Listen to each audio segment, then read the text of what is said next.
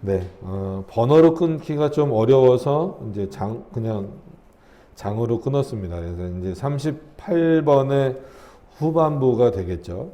243페이지. 자, 이런 표현 방식으로부터 보시도록 하겠습니다. 그래서 이제 지난주에 살펴보았던 게 이렇게 어떤 뭔가를 이렇게 내가 값을 지불해야 되는 것으로 이해하는 것에 대해서 잘못했다라고 하는 것을 표현하고 있었습니다. 그것을 이어서 이제 좀 보시면 이런 표현 방식으로 성령께서는 성령 하나님 자신의 뜻을 우리에게 애매모호하지 않게 설명하셨다. 그죠? 그러니까 성경 말씀이 애매모호하다라고 말해서는 안 된다라는 거죠. 그리고 여전히 그것을 깨닫게 하시는 그 성령 하나님의 뜻도 애매모호하지 않다라는 거예요. 그래서 성령께서 하시는 그 조명도, 계시도 그렇고 조명도 그렇고 애매모호하지 않다라는 것을 기억하시면 좋을 것 같습니다. 단지 우리는 경청하는 자세로 귀를 기울여 했다. 그러니까 칼빈의 이런 표현을 통해서 우리가 하나님의 말씀을 듣는 자세가 어때야 하는가? 늘 경청하는 자세여야 된다. 왜냐하면 하나님의 말씀이기 때문에 그렇습니다. 인간의 말이 아니라 하나님의 말씀이기 때문에 그래요. 분명한 것은 이것인데, 이것이 뭐냐면 하나님이 죄를 벌하신다면 우리의 책임을 물으신다. 보응하신다면 기억하신다. 심판하신다면 가리시지 않는다. 하지만 어떤 법에 근거하여 주님이 죄를 사하여 주시는지 다른 선지자들한테 물어보자 라고 했을 때, 너희 죄가 주홍 같을지라도 눈과 같이 희어질 것이요 진홍같이 붉을지라도 양털같이 되리라. 이사야서 말씀인 거죠. 그러니까 하나님이 당연히 죄에 대해서 책임을 물으시고 보응하시고 하시는데, 그러면은 우리의 죄를 사해 주시는 것은 어떤 방식이냐라고 했을 때, 너희 죄가 주홍 같을지라도 눈과 같이 희어질 것이요 진홍같이 붉을지라도 양털같이 되리라. 이 말씀을 통해서 뭐라고 지금 이것을 해석해야 되냐면, 이제 칼빈은 이렇게 말합니다. 여기서 내가 독자들에게 간청하는 것은 나의 해설소리에 귀를 기울이지 말고 오직 하나님의 말씀의 자리를 내드리라 하는 것이다. 칼빈조차도 그러는 거예요. 그러니까 칼빈의 해석이 우리가 잘못했다라고 생각하진 않잖아요. 그럼에도 불구하고 칼빈은 내 말에 귀를 기울이기보다도 누구에게 더 집중하라는 거예요? 하나님 말씀 자체에 더 집중을 하라는 거죠. 그럼 내가 묻겠다. 즉 칼빈이 묻겠다는 거죠. 죄에 대해 여전히 형벌을 요구하시는 것이라면 그리스도께서 우리에게 제공하신 것이 무엇이겠는가? 이렇게 묻는 거예요. 그러니까 하나님이 죄를 벌하신다, 책임을 물으신다, 보응하신다, 기억하신다, 심판하신다, 가리시지 않는다 라고만 말하면, 그러니까 이거를 이렇게 당연히 말씀하시죠. 근데 이거를 어떻게 이해하느냐가 중요하잖아요. 그러니까 이것과 죄를 사함받는 것과 연결되고, 또 이사야 선지자의 말을 통해서 보면 어떤 근거도 없다. 그러니까 근거가 없다라는 것은 이 당시 우리가 뭘 보속하는 거에 아님에도 불구하고 하나님께서 우리 죄를 용서해 주실 때 어느 정도냐면 주홍 같을지라도 눈같이 희어진다. 다시 그렇게 되기 어렵거든요. 또 진홍같이 붉을지라도 양털같이 되리라. 그러니까 한번 그 당시에 옷이라든지, 여러분 지금 옷도 원래 이 색깔이 아니잖아요. 예를 들면. 근데 이 색깔로 이렇게 입혔어요. 근데 이거를 하얗게 뺀다라고 하는 것은, 그러니까 어떤 흠도 없이, 왜냐면 하얗게 빼면은 지금 기술로는 할 수 있겠죠. 근데 옷감이 다 상하잖아요. 예수님이 그러면 우리의 죄를 진짜 주홍같이 붉은 죄를 희게 해주신다면 우리를 상하게 하는 방식이냐는 거예요. 아니잖아요. 정말 깨끗해지는 방식으로 아무것도 해가 입지 않는 방식으로 용서를 해주시는 건데, 그럼 그거는 그 기준과 그런 내용이 보석으로서 가능한 것이냐라 했을 때 그렇지 않다라는 거예요. 하나님께서 그를 사랑하시기 때문에 그가 택하신 자들을 위하여서 그렇게 죄를 용서해 주시는 방식이 있다라는 거죠. 그러니까 이게 이해가 되지 않으면 혼란스러울 수밖에 없다라는 겁니다. 그래서 칼빈이 그래서 묻는 거예요. 죄에 대해 여전히 형벌을 요구하시는 것이라면 그리스도께서 우리에게 제공하신 것이 무엇인가요? 그가 친히 나무에 달려 그 몸으로 우리의 죄를 담당하셨다고 우리가 말한다면 그것은 바로 우리가 받아야 할 형벌과 보응을 그가 다 받으셨다는 것을 의미한다. 이거예요. 하나님이 분명히 보응하겠다라는 거예요. 책임을 물으시겠다라는 거예요. 근데 누가 대신 해결해 주셨다라는 거예요. 그리스도가 해결해 주셨다라는 거예요. 너희 보석 때문이 아니라는 거예요. 그러니까 오해하면 안 된다라는 거예요. 예수님이 용서해 주셨다. 그러니까 우리는 죄에 대한 책임을 안 져도 돼. 그게 아니라는 거예요. 그 죄에 대한 책임을 누가 지어주셨다라는 거예요? 그리스도가 지어주셨다라는 거예요. 그러니까 하나님이 죄에 대해서 보응하신다라고 하는 것도 틀린 말씀이 아니다라는 거예요. 그럼 그게 우리에게 해가 되지 않고 우리가 온전히 회복되면서 하나님의 보응이 이루어지려면 누가 그것을 이루셔야 됐냐면 그리스도가 하셔야 됐다라는 거예요. 근데 거기에 왜 인간의 자리를 만들어서 인간이 뭔가를 보속해야 되고 인간이 뭐를 갚아야 되는 것처럼 표현하느냐는 거예요. 그럴 수도 없는 존재이면서 성부와 성자 간의 그 일을 인간이 껴들어서 뭘 할 수 있습니까? 불가능하잖아요. 이사야가 다음과 같은 말을 한 것은 바로 이 점을 명료하게 표현하고 있다는 거예요. 그가 징계를 받음으로 우리가 평화를 누리고. 이사야서 53장 그 언저리에 있는 모든 말씀들은 그리스도 특히나 우리의 그 죄를 용서하시는 대속에 대한 부분들을 쭉 언급해 놓은 말씀이잖아요. 거기 보세요. 그러면 그가 징계를 받음으로 예수님이 징계받을 이유가 있으신가요? 없으신가요? 없죠. 근데 징계를 받았어요. 누구 때문에? 우리 때문에. 그러면 예수님도 징계를 받으셨으니까 우리도 징계를 받아야지. 이 논리가 아니라 예수님이 징계를 받으셨기 때문에 우리는 뭐를 누린다라는 거예요? 평화를 누린다는 거예요. 이런 말씀이 있는데 왜 너희는 너희 죄를 용서함 받으려면 보석이 필요하느냐? 필요하다. 공로를 쌓아야 된다. 하나님 앞에 갚는 것이 있어야 된다라고 말하냐는 거예요. 그러면 예수님이 우리를 위하여서 징계를 받은 게 의미가 없어지거나 아니면 부족하다라는 거예요. 구원의 문제서와 마찬가지로 죄를 해결하는 부분에 있어서도 예수님으로는 예수님이 행하신 것만으로는 부족하다라는 의미가 되어버리는 거예요. 뭘 말하는 순간 면죄부를 말하든지 아니면 죄의 보석을 말하든지 인간의 공로를 쌓아서 뭔가를 해결해야 된다든지 이렇게 말하는 순간 그리스도에 대한 어떤 뭐라 그럴까요? 그 속죄의 의미는 줄어들 수밖에 없다라는 거죠. 그거는 칼빈의 표현대로 신성 모독과 가까운 겁니다. 자, 그러나 우리의 평화를 위한 징계라는 것이 그가 만약 우리 대신 받은 것이 아니라 한다면 우리가 하나님과 화목하게 될 수 있기 전에 반드시 받았어야 하는 죄에 대한 형벌이 아니고 무엇인가. 그죠?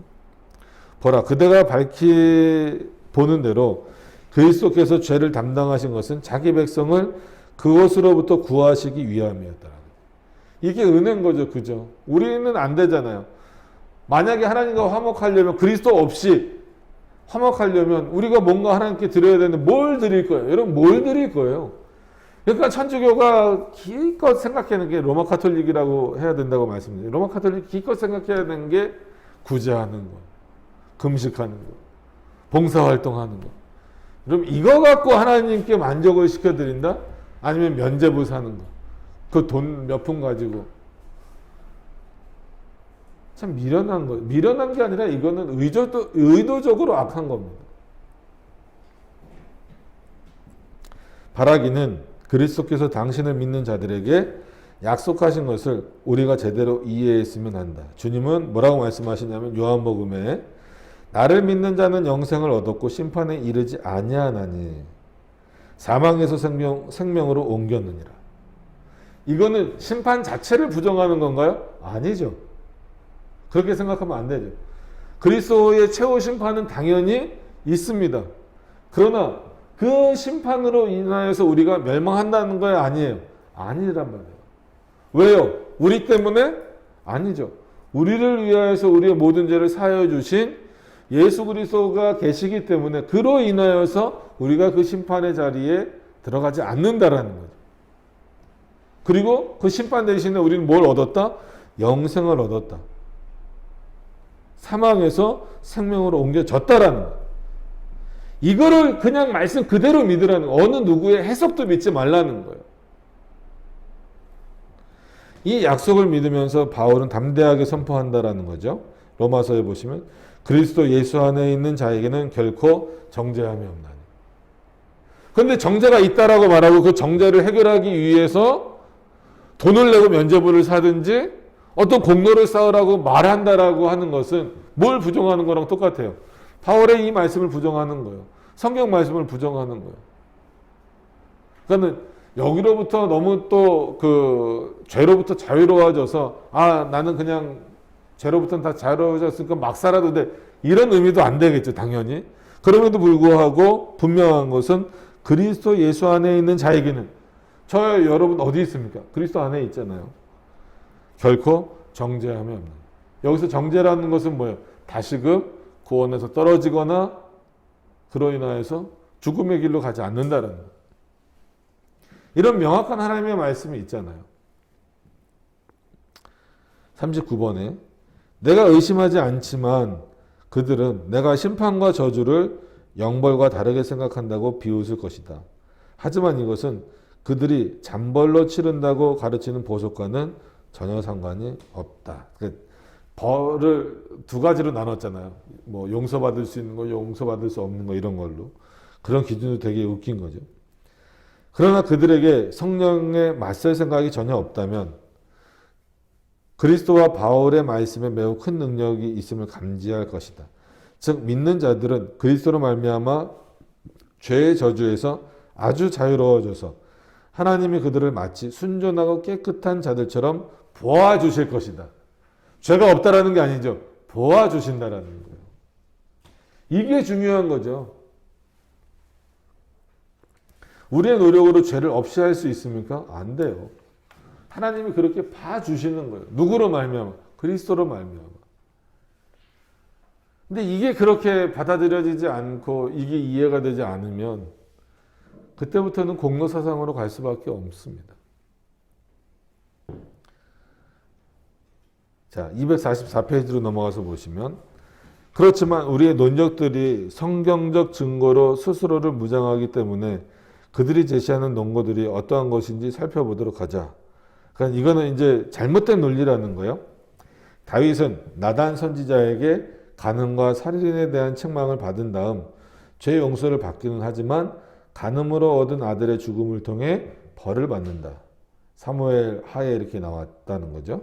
우리는 여기서 죄 용서 후에도 받아야 하는 이런 형벌들을 보석으로 용서받는 사실을 받는다는 사실을 배운다.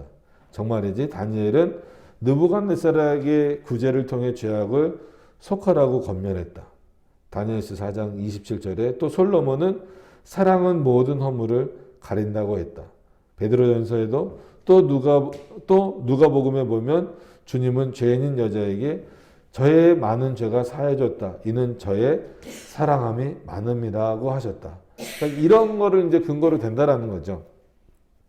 그들은 하나님이 하신 일들을 헤아릴 때 항상 사악하게 왜곡한다라는 이렇게 왜곡합니다. 이거 일일이 비판을 할 수 있어야죠.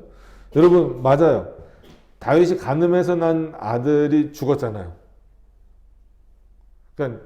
그러면 그 죽은 게 보석이냐는 거예요. 아니죠. 그 사건을 잘 보시면 다윗이 그 아이가 죽기 전까지는 막 잠도 안 자고 먹을 것도 먹지 않고 막 침상을 적시면서 막 울잖아요. 근데 아이가 죽고 난 이후에 어떡합니까? 야, 큰일 났다. 신하들이 그러잖아요. 큰일 났다. 이제 아플 때도 저렇게 됐는데 그 아들이 죽었을 때는 이제 왕이 어떻게 변할지 참 걱정이다 했는데 어떻게 됐어요? 그 아들이 죽자마자 옷 싹 다 갈아입고 나와서 맛있는 음식 먹잖아요. 그게 보석의 개념입니까? 그게 형벌의 개념입니까? 아니에요. 전혀 근거가 다른 것을 가지고 지금 말하고 있는 거거든요. 그러니까 하나님이 하신 일을 헤아릴 때 항상 그렇게 왜곡한다라는 거예요. 40번으로 넘어가서 보시면, 그런데 하나님의 심판에는 두 종류가 있다는 사실을 절대 간과해서는 안 된다. 오해하시면 안 됩니다. 이 부분은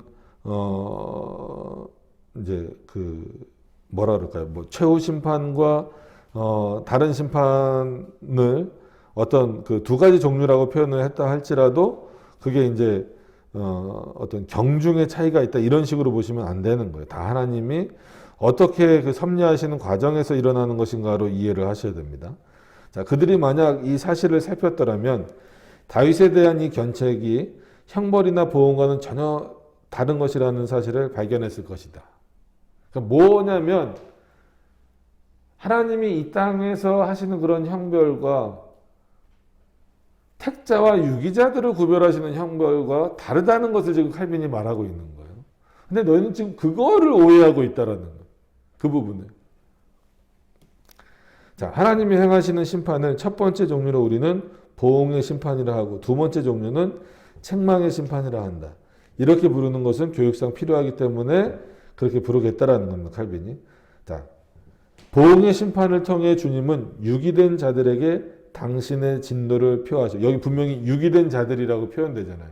그러니까 예정론 없이는 칼빈 신학은 읽어낼 수가 없습니다. 유기된 자들에게 당신의 진노를 표하시고 복수하시며 부끄럽게 하시고 흩으시고 멸망시키신다. 이것이 본디 죄를 벌하는 것이고 보응하는 것이다. 그리고 이것을 원래적 의미의 징벌 내지 형벌이라고 할 수 있다.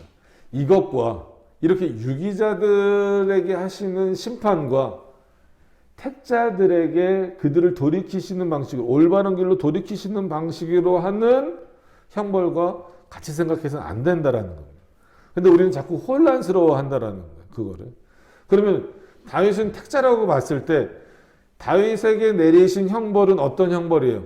다윗이 잘못한 것에 대하여서 그가 그것을 회개하고 돌이키라는 차원에서 주어진 형벌이지 유기자들처럼 마치 다윗을 유기자처럼 취급해서 하시는 형벌이 아니었다라는 거예요. 그리고 다윗이 뭔가를 갚아서 그럼 그 유기자에게서 벗어난 것도 아니고 이런 부분들을 이건 어렵다라고 생각하시면 안 되고 반드시 이해를 하셔야 돼요. 그 다음에 책망의 심판을 통해 주님은 형벌을 가하시는 것이 아니고 진노를 표시하는 것이 아니다. 우리가 보기에는 형벌이고 진노죠. 그러니까 다윗의 예를 계속 들고 있으니까 어쨌거나 아이가 죽었으니까. 근데 그건 형벌도 아니고 진노도 아니라는 거예요. 도리어 당신의 백성을 가르치시고 즉 다윗을 가르치시고 권고하시고 교정하시고 자극하시는 그의 신앙이 올바르게 돌아오도록. 근데 표현상으로는 다 뭐예요? 형벌이라는 거예요. 하나님의 보응이라는 거예요. 그러나 유기자들에게 하시는 보응과 자신의 백성에게 하시는 그 보응은 구별하라는 거예요. 근데 로마 가톨릭 너희는 구별하지 못하고 있기 때문에 무슨 개념으로 간다는 거예요? 보속의 개념으로 가고 있다는 거죠. 분명히 기억하세요. 하나님이 저와 여러분들에게도 일명 형벌을 내리십니까? 안 내리십니까? 내리세요. 어떤 형벌은 안 내리십니까? 유기자에게 내리시는 형벌은 우리에게 주어집니까? 안 주어집니까? 안 주어져요. 그리스도로 말미암아 해결이 된 거예요. 그럼에도 불구하고 이런 형벌. 그러나 형벌이라고 표현을 하지만 그건 실제로 형벌도 아니고 진노도 아니다. 왜? 그것을 통해서 우리를 가르치신다는.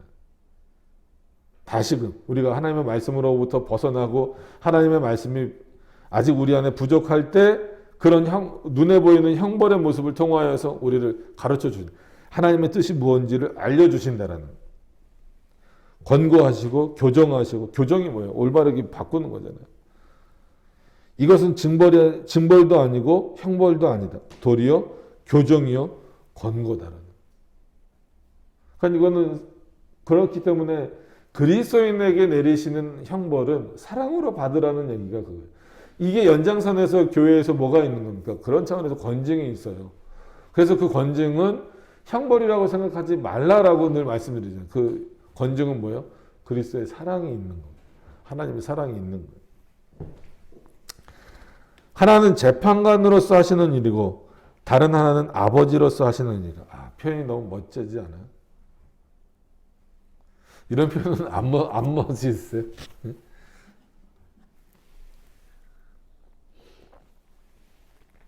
하나님 우리의 재판관으로 계시는 게 아니라 우리 아버지로 계시잖아요. 그러니까 쉽게 얘기해서 뭐 요즘에는 뭐 아동학대 금지법 해갖고 부모가 아이를 때려도 뭐 경찰에 신고하면 잡혀간대요. 참 물론 뭐 학대는 안 되지만 정당한 어떤 그 훈육이나 이런 것까지 뭐 나라에서 막는 건 또 아니라고 생각이 드는데 어쨌거나 뭐 다 저희 때만 하더라도 맞고 자랐잖아요. 집에서도 그렇고 학교에서도 그렇고. 그러면 그게 진짜 미워서 죽이고 싶어서 버리고 싶어서 때리는 거 아니잖아요. 그죠? 말 그대로 훈육이란 말이에요. 훈육. 그러니까 그것과 재판을 구별하지 못하면 안 된다는 거죠. 자, 재판관은 범죄자를 벌하면서 범죄 자체에 주목한다. 아버지는 아들을 엄하게 교정하지만 그가 이런 일을 하는 것은 보복하기 위한 것이 아니다는 거예요. 당연한 거죠. 혹은 아들을 범행으로 말미암아 처벌하기 위한 것이 아니다. 도리어 가르쳐서 이후에 좀 더 조심하도록 하기 위함이다. 그럼 다윗도 그 부분에 있어서 철저하게 회개하잖아요. 회개하고 다시는 그런 일을 저지르지 않으려고 그가 애쓰잖아요. 하나님이 원하시는 것은 그것이다라는 거죠. 요컨대 형벌이 있는 곳은 그것이 어디든 하나님의 저주와 진노가 있지만 믿는 자들에게는 이를 쏟지 않으신다. 이게 정확한 해석이에요. 징계는 하나님의 축복이며 사랑하신다는 증거다. 그러니까 이 결론이 나올 수 있는 거예요. 아시겠어요? 다시 읽어드립니다. 요컨대 형벌이 있는 곳은 그것이 어디든 하나님의 저주와 진노가 있다. 그러나 그 저주와 진노가 믿는 자들에게는 쏟아지지 않는다라는 거예요. 그러니까 눈에 보이는 형벌로서는 같아 보일 수 있어도 그 징계는 그 저주와 진노가 그 믿는 자들에게 쏟아지지 않기 때문에 오히려 그 징계는 하나님의 축복이며 사랑이다. 왜? 그 징계를 통해서 우리가 돌이켜서 누구에게로 갈 수 있으니까. 하나님께로 갈 수 있으니까. 매를 맞고 고침을 받는다면 매를 맞을 때는 아프지만 그 매는 고침을 받는 증거예요.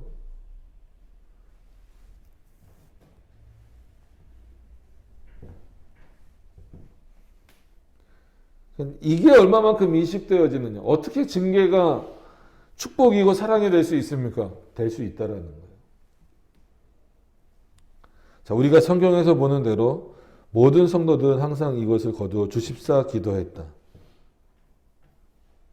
근데 또 어떤 면에서는 이것을 담담하게 받아들였다. 다윗도 그렇고 바울도 그렇고. 인간적인 면에서 당연히 거둬달라고 기도할 수밖에 없죠. 그러나 거두시지 않을 때는 이건 뭐다? 하나님의 뜻이다라고 생각하고 받아들인다라는 거예요. 그러니까 이런 신앙이 참 하나님이 우리에게 원하시는 신앙이에요. 자, 예레미야서에 보시면 이렇게 나온다는 여호와여 나를 징계하옵시되 너그러이 하시고 진노로 하지 마옵소서. 그러니까 진노는 뭐예요? 죽이시는 그 형벌이잖아요. 주께서 나로 없어지게 하실까 두려워하나이다.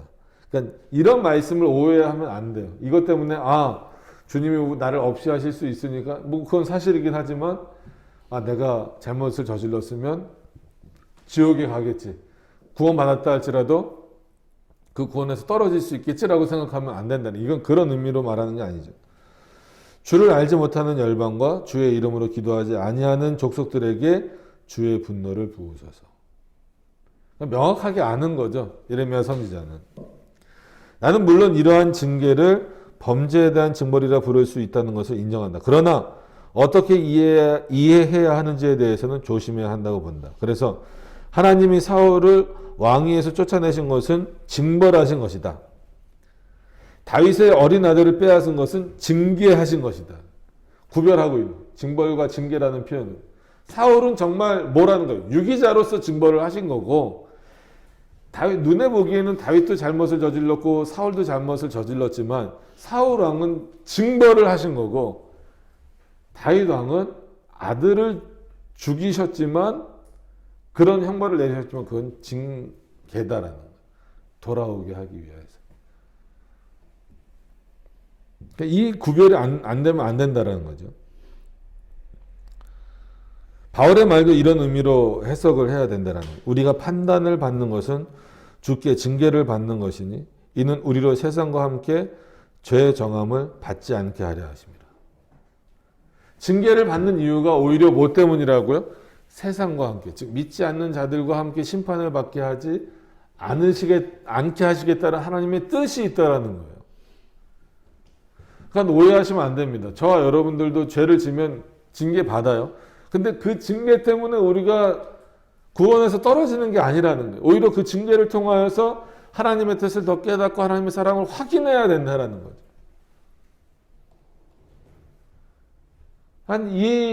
이거를 자꾸 오해하니까 문제가 생기는 거예요. 그러니까 내가 뭔가를 해서 그 징계조차도 피해볼 수 있다라고 생각을 하니까 걱정스러운 거죠. 오해가 많이 되고. 자, 즉 하나님의 자녀인 우리가 천부의 손에 의해 고난을 당한다면 이것은 우리를 부끄럽게 하는 형벌이 아니라 우리를 가르치는 징계이다. 믿는 자는 고난의 쓰라림을 당할 때 이런 마음으로 무장하고 있어야 된다. 하나님 집에서 심판을 생각할 때가 되었나니 내가 내 이름으로 일컬음을 받는 성에서부터 재앙을 내리기 시작하였은즉 하나님의 자녀들이 그들이 느끼는 엄격함을 하나님의 보응이라 믿는다면 무슨 일을 할 수 있겠는가? 하나님의 손에 맞서고 하나님을 벌 주시는 재판관으로 생각하는 자는 하나님을 자기에게 진노하시고 대적하는 분으로 상상할 수밖에 없고 하나님의 채찍을 저주 및 정죄라 하여 혐오할 수밖에 없다라는 거죠. 우리 생각 자체가 바꿔져야 된다는 거예요. 그래서 우리 삶 속에서 일어나는 일을 하나님의 징벌이라고 생각하면 나는 하나님의 뭐가 될 수밖에 없는 거예요? 대적자가 될 수밖에 없는 거예요. 왜 나에게 이렇게 하십니까? 라고 원망할 수밖에 없는 거예요. 그런 차원에서 그것이 우리를 징벌하시는 내용이 아니라고 한다면 하나님께 원망하지 마시라는 거예요. 그것으로부터 벗어나려고 하지도 말라는 거죠.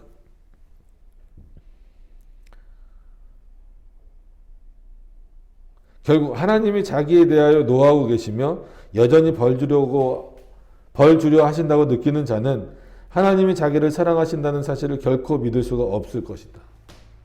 그죠? 하나님 나를 벌 주기 위해서 계신 분이야. 이렇게만 생각하면 하나님의 사랑을 언제 느낄 수 있냐는. 영벌이냐 잠벌이냐는 중요하지 않다. 그러니까 영벌이냐는 영원한 거고 잠벌은 말 그대로 일시적인 어떤 그런 개념입니다. 왜냐하면 전쟁이나 기근이나 역병이나 질병은 영원한 죽음이라는 심판과 마찬가지로 하나님의 저주에 속해 있기 때문이다. 그럼 그렇다라고 해서 이게 누구에게나 다 동일한 방식으로 징벌과 징계로 구별되지 않고 동일한 방식으로 주어지는 건 아니라는 거예요. 왜냐하면 믿는 자들도 전쟁을 통해서 죽을 수 있어요. 그죠? 전쟁을 통해서 아니면 기근을 통해서 역병, 지금 뭐 코로나와 같은 것으로 죽을 수 있어요. 똑같이 죽어도 그게 징벌이냐 징계냐는 다른 문제다라는 거죠. 그러니까 이런 부분에 대한 그 이해가 없기 때문에 지금도 믿는 사람들, 그리스도인이라고 말하는 사람들이 징벌과 징계가 구별이 안 되니까 그냥 하나님께 대한 원망으로만 가는 거예요. 왜 이런 상황에 처해집니까? 라는 이런 내용으로만 가는 거예요. 그러니까 그 다음 문제는 그럼 어떻게 해야 됩니까?로 자꾸 가는 거예요. 그러니까 물론 어떻게 해야 되느냐를 우리가 생각해야죠. 그런데 그 어떻게 해야 되느냐라고 하는 것에 대한 내용은 뭐예요? 우리가 어떻게 하나님의 뜻대로 살고 돌아갈 것인가에 대한 문제를 생각하는 게 아니라 뭘 어떻게 해야 되는 것처럼, 뭐 헌금을 해야 되는 것처럼, 뭘 해야 되는 것처럼 이렇게 자꾸 생각을 한다라는 거예요. 41번에 내 생각이 틀리지 않다면 다윗에 대한 주님의 징계 목적이 무엇이었는지를 모두가 다 안다. 이것은 하나님이 살인과 간음을 얼마나 싫어하시는지 증거해 준다. 그죠? 그 아들을 빼앗아 가실 정도로 싫어하신다. 하나님은 이것에 대해 심한 진노를 표현하셨다. 하지만 그 목적은 뭐라고요? 다윗을 가르쳐 차후로는 그러한 죄를 감히 범하지 못하게 하는 데 있었지, 그에게 벌을 내려서 하나님께 무슨 보상을 치르도록 하는 데 있지 않았다라는 거예요. 자, 한번 생각해 보세요. 우리가 볼 때 다윗은 한 나라의 왕이었고 지금도 시오니즘이 있을 정도로 다윗 시대는 굉장히 풍성한 시대였잖아요. 힘도 강했고 경제력도 강했어요. 그러면 하나님께서 너가 그렇게 그 간음하는 죄를 저질렀어. 그리고 내가 너의 아들을 데려갔어.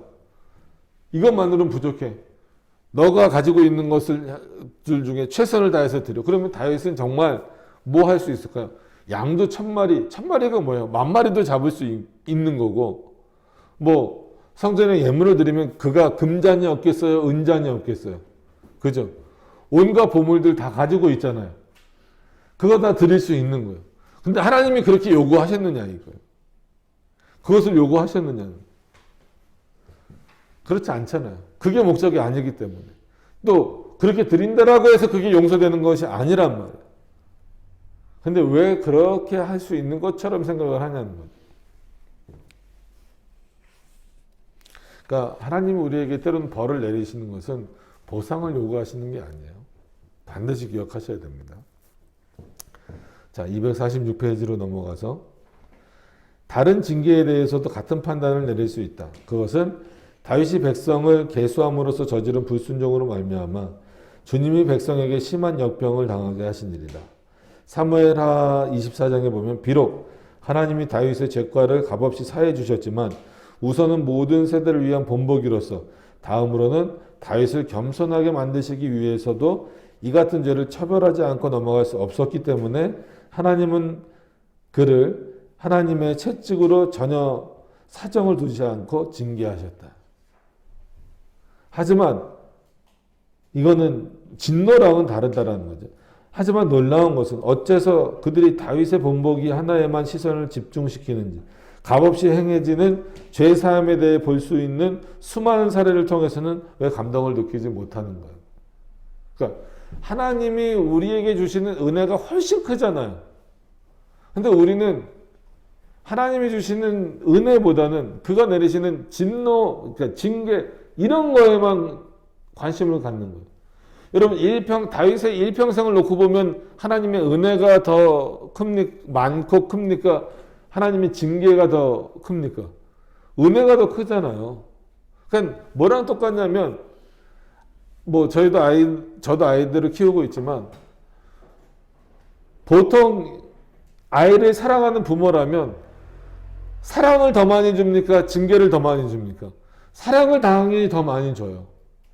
그리고 그 사랑을 주는데도 그 아이가 잘못 가고 있을 때 징계를 어쩌다 주는 거잖아요. 그럼 그 아이 입장에서는 어떻게 생각해야 된다라는 거예요? 아, 이 징계는 나를 사랑해서 주는 징계다. 그리고 평상시를 생각해 보라는, 늘 징계 가운데 있는 게 아니잖아요. 늘 하나님의 사랑, 그 부모의 사랑 가운데 있다가 그 부모의 뜻에서 벗어나고 뭔가 잘못했을 때 징계가 순간 이루어졌다가 그 징계로부터 다시 해발되는 그런 내용들이 있는 거잖아요. 그럼 일생을 놓고 보면, 쭉 그 삶을 놓고 보면 뭐가 더 크다라는 거예요? 베풀어지는 사랑이 훨씬 크다라는 거죠. 근데 사람은 한두 가지 징계에만, 그것만 신경 쓰는 거예요. 그래서 엄마 아빠는 날 안 사랑해. 왜? 나 이런 일 때문에 나를 혼냈으니까. 그게 안 사랑하는 겁니까? 그거는 미련한 자식이죠. 미련한 자녀죠. 평상시에 베풀어지는 것이 은혜인 줄 모르는 것. 그러니까 하나님 앞에서도 똑같아요. 우리가 하나님의 은혜로 살아가고 있는데 우리의 잘못으로 인하여서 받는 그 징계 때문에 하나님 나 이렇게 징계하셨으니까 난 하나님 미워요. 난 하나님 별로 안 좋아요. 라고 말한다면 그 하나님이 주시는 그 사랑은 다 부정해버리는 것과 똑같은 거예요. 자기가 잘못해서 받는 것을 왜 하나님께 원인을 돌립니까? 왜 하나님께 핑계를 돌립니까?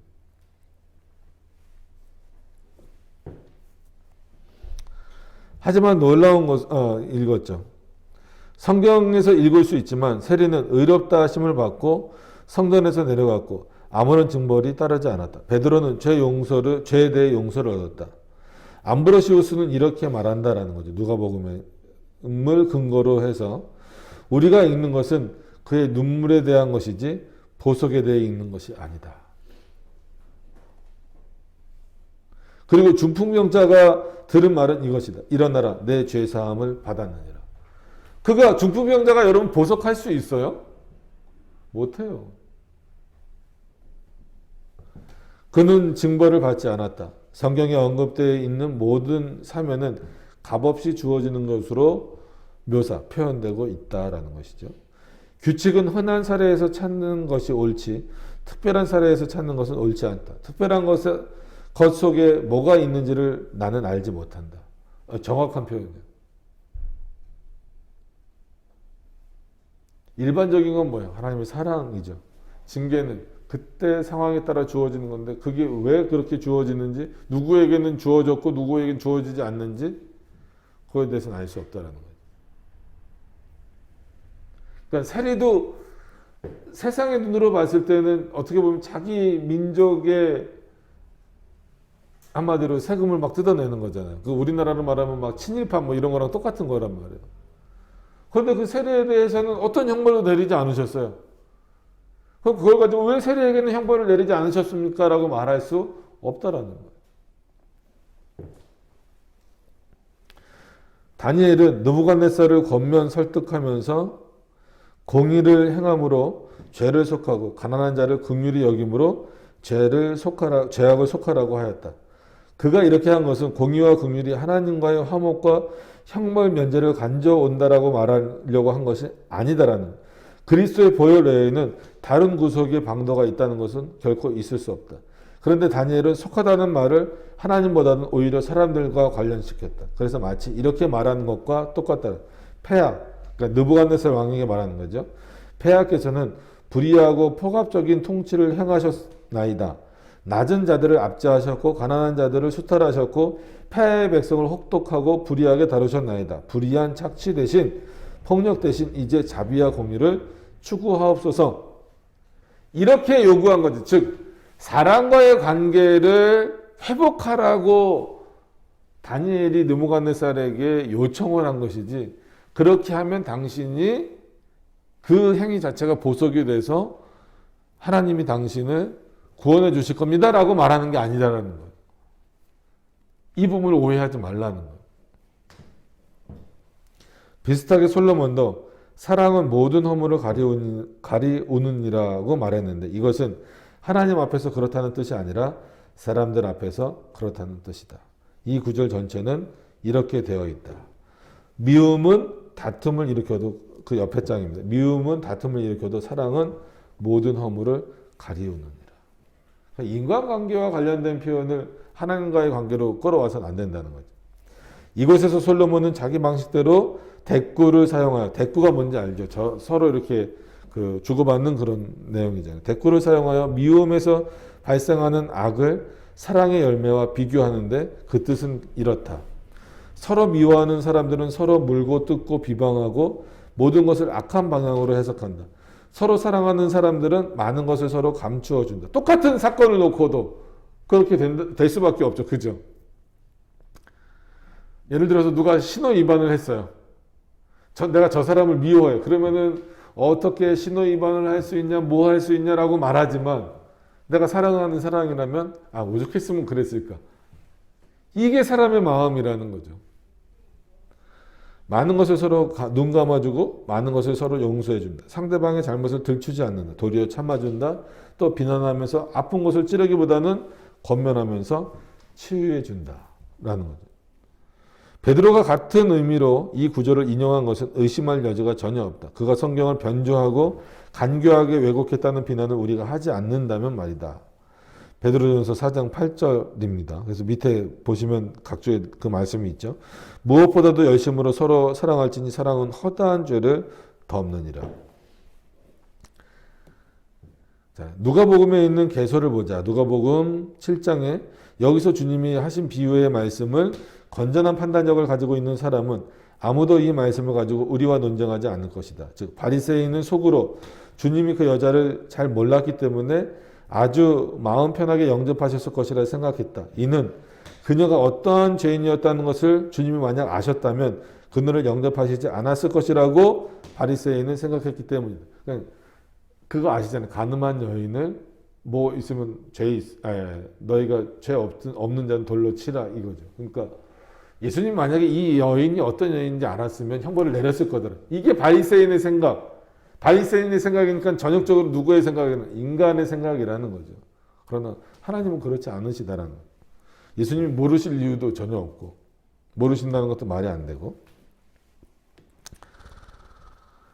그리고 그는 이것에 근거해서 이처럼 속으실 수 있는 주님은 선지자가 아니라고 결론 지었다. 주님은 그녀가 이미 죄사함을 받았기 때문에 죄인이 아니라는 사실을 보여주시기 위해서 비유 하나를 또 이야기해 주셨다는 거죠. 그래서 읽어보겠습니다. 가라사대 빚 주는 사람에게 빚진 자가 둘이 있어 하나는 500데나리온을 졌고 하나는 50데나리온을 졌는데 갚을 것이 없으므로 둘 다 탕감하여 주었으니 둘 중에 누가 저를 더 사랑하겠느냐. 시몬이 대답하여 가로되 제 생각에는 많이 탕감받은 자를 받은 자는 잔이이다. 가라사대 내 판단이 옳다 하시고 이거는 내 죄가 크다라는 것을 인식하면 인식할수록 하나님에 대한 그 사랑, 그리스도가 우리를 구속하셨다는 것에 대해서 더 감사하는 것이지 이거를 보석의 개념으로 이해하거나 징계의 개념으로 이해할 수는 없다는 거예요. 그래서 주님이 또 덧붙이셨다. 저의 많은 죄가 사하여졌도다. 이는 저의 사랑함이 많음이라. 있는 것이죠. 그대가 보는 대로 이 말씀을 통해 주님은 그녀의 사랑을 죄 용서의 원인이 아니라 증거로 제시하고 계시다라는 거예요. 사랑이 원인이 된다는 표현이 아닌 거예요. 이는 이 비유에서 50데나리온을 탕감받은 자에 대해 주님은 말씀하시기를 그가 많이 사랑했기 때문에 탕감받은 것이 아니라 탕감받았기 때문에 많이 사랑한다고 하시는 까닭이다. 죄 용서를 받았기 때문에 이제 그의 마음 가운데는 사랑함이 많다라는 의미입니다. 그래서 이 말씀을 다음과 같이 비유에 적용하는 것이 옳다라는 거죠. 그대는 이 여자를 죄인이라 믿는다. 그러나 그렇지 않다는 것을 그대는 인정해야 된다. 이는 그녀의 죄가 사해졌기 때문이다. 하지만 죄 사함에 대한 믿음을 그대로 하여금 갖게 만들어주는 것은 그녀의 사랑이다. 결과물이니까. 사랑을 통해 그녀는 받은 은총에 대해 감사를 돌린다. 이게 올바른 해석이다라는 거예요. 뒤로 넘어가서 좀 또 보시겠습니다. 248장.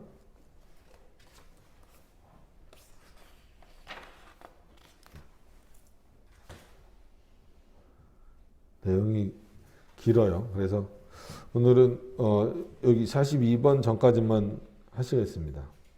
그런데 이것은 후험적 논증으로 이것에 의하면 후속하는 표징을 통해 무엇이 증명된다. 그런데 주님은 어떤 방법으로 그녀가 죄사함을 받았는지 증거해 주신다. 주님은 이렇게 말씀하신다. 내 믿음이 너를 구원하였다. 그러므로 우리는 믿음으로써 죄사함을 얻었고 사랑으로 감사를 표하면서 주님의 은총을 증거한다라고 하는 거예요. 그러니까 후험적 논증이라고 하는 개념은 어떤 개념이냐면, 그러니까 이렇게 결과물을 보면서 판단하는 그런 내용입니다. 좀 쉽게 설명을 드리려니까 이게 더 어려워요. 그러니까 이렇게 뭐 선험적, 후험적 이런 거 많이 하잖아요. 선험적은 이미 있는 개념이다라는 개념. 후험적은 나중에 얻는 개념인데, 이거는 뒤에 이제 이 여인의 모든 어떤 내용들을 그리스도가 하시는 말씀을 통해서 보니까 이렇구나. 그러니까 죄사함에 대해서, 그러니까 이 여인이 죄사함을 받았다라는 게 일단 사실이잖아요. 근데 이거를 선언적으로 지금 알 수 없잖아요. 그러니까 그리스도의 말씀을 통해서 그 결과를 놓고 보니까, 말씀하신 내용을 놓고 보니까 이 여인이 구원받은 것은, 즉 죄사함을 받은 것은 이것 때문이구나라고 하는 것을 알 수 있게 됐다라는 거예요. 그게 이제 후험적 논증입니다. 쉽게 그냥 말을 할게요. 그러면 그렇게 놓고 봤을 때 이 여인이 죄사함을 받은 이유는 뭐예요? 너 믿음 때문, 그녀의 믿음 때문인데 그 믿음은 또 누가 주신 거예요? 그리스도가 주신 거예요. 그래서 실제로 그는 뭐한 여인이었어요? 가늠한 여인으로서 죄를 진 거란 말이에요. 그 죄가 없어지진 않지만 그것 때문에 그가 죄인으로서 낙인 찍혀서 살지는 않는다라는 거예요. 또한 왜? 그리스도가 그를 용서해 주셨기 때문에. 본인이 그것을 알고 있기 때문에 그 다음부터는 그 여인의 삶 속에서 뭐가 증거된다라는 거예요? 사랑이 증거되고 있다라는 거예요. 이런 결과물로 봐야지 이거를 어떤 보석의 문제로 볼 수 있느냐는 거예요. 사랑이 그가 많기 때문에 그가 사랑이 많은 것을 보시고 용서해 주셨다. 이런 논리로 가면 안 된다라는 거예요. 그럼 그 사랑이 그에게 선언적으로 있는 게 돼버리니까 아니라는 거죠. 오히려 그 여인 자체도 내가 그리스도를 만나고 그리스도를 통해서 내가 죄 용서함 받았다라고 하는 것을 알기 때문에 그 이후로 오히려 뭘 많이 베푸는 거예요? 사랑을 더 많이 베풀고 있다라는 차원이거든요. 그러니까 이런 부분들이 오해되면 안 된다라는 거예요. 이게 성경 해석에서 참으로 중요한 부분 중에 하나입니다. 그래서 이런 부분들을 기억하셔서 집중하는 시간이 우리가 있어서 오후는 너무 또 길게 하기가 좀 그래요. 그래서 제 마음은 솔직히 좀 바쁜데 빨리빨리 나가고 싶긴 한데 또 그렇게까지 하기는 조금 그래서 오늘은 이 정도까지 마치는데 오늘 내용을 좀 더 보시면 고해성사가 참 길죠. 우리가 좀 내용을 그렇게 아주 길게 나가는 게 아니기도 하지만 계속해서 어떤 그 보석에 대한 그 오류들을 지적을 하고 있는 겁니다. 그 중에서 오늘은 오히려 그들이 제시하고 있는 이것 때문에 보석이 있어야 된다라고 말하고 있는 부분들, 다윗과 관련된 부분, 다니엘과 관련된 부분, 그 다음에 가늠한 여인과 관련된 부분들을 칼빈이 이제 비판하면서, 그러니까 그들을 직접 비판한 건 아니죠. 그것을 잘못 해석하는 것을 비판하면서 어떤 것도 보석이 될 수 없다라는 것. 보석이 될 수 없는 이유는 징벌과, 그러니까 유기자들을 향한 징벌과 자신의 백성을 변화시키고자 하시는, 교정시키고 교화시키고자 하시는 징계와는 다르다라는 것. 이걸 구별하지 못할 때에 엄청난 문제가 발생될 수밖에 없다라는 것. 그러니까 저희도 하나님의 진노를 받을 수 있어요. 저희도 하나님의 징계를 받을 수 있어요. 그러나 그거는 유기자들에게 내려지는 진노와 심판과는 다른 것이다라는 거예요. 우리에게 그런 것이 내려졌을 때는 뭐라는 거예요? 하나님이 우리를 바꾸어 가시려는, 교정하시려는 내용이 있다는. 그렇기 때문에 징계는 칼빈의 표현대로 뭐라고요? 축복이고 사랑이다라는. 참 어떤 면에서 말이 안 되는 표현 같지만 한번 곰곰이 생각해 보시면 하나님의 놀라운 은혜입니다. 징계는 하나님의 축복이고 사랑이다 라고 하는 것. 이거는 오직 누구만이 느낄 수 있는 거예요? 그리스도인만이, 즉 택자만이 누릴 수 있는 은혜다라고 하는 것을 기억하셨으면 좋겠습니다. 우리 기도하고 오늘은 마치도록 하겠습니다.